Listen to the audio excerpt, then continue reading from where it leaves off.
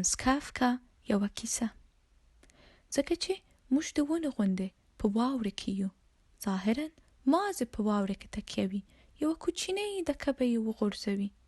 نه، خبره داسې نه ده، ځکه چې کلکې پر ځمکه ښخې دي.